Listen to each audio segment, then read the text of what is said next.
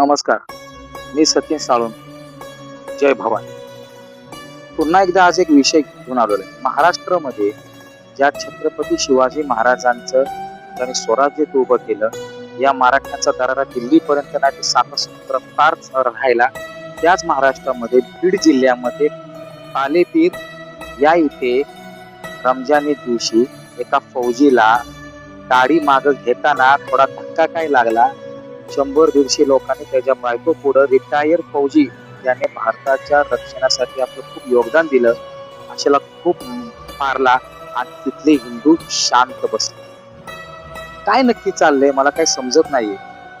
ते एकत्र येतात, आपले हल्ले करतात आणि सरकार या बाबतीमध्ये कुठल्याही गोष्टीमध्ये काहीही करत नाहीये.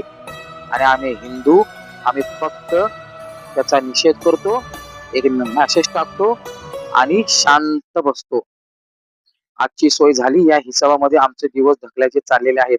आणि जरा तरी त्या फौजीच्या लेडीजनं आज फेसबुकला जी पोस्ट टाकली त्याच्यामध्ये जर आपण विचार केला गेला तर तिला किती ती आक्रंताने सांगत आहेत, मराठे एकत्र या, हिंदूंनो एकत्र या.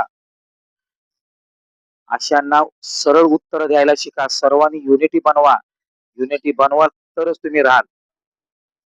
यांना जशास तसं उत्तर द्या. या जऱ्यांना माकडांना यांना जशास तसं उत्तर द्या. रिटायर फौजीवर हात टाकताय ज्याने भारतासाठी एवढं आपलं योगदान दिलं. एकट्या माणसाला बघून 150 लोक एकत्र येऊन हात टाकतात. त्यांना सुद्धा त्या भाषेत उत्तर द्या. सरकार हिंदूंचा असून गप बसले. लाज वाटते सरकार आपलं आहे का नाहीये. काय केलं की हिंदूंवर केसेस, काय केलं की हिंदूंवर केसेस. म्हणजे हिंदूंनी विरोध पण करायचा नाही. सरकार आमचं पण आम्हालाच विरोध करायचा अधिकार नाही. सर्व हिंदूंनी एकत्र या, एकत्र उठा आणि एकत्र लढा द्या. जय भवानी, जय शिव.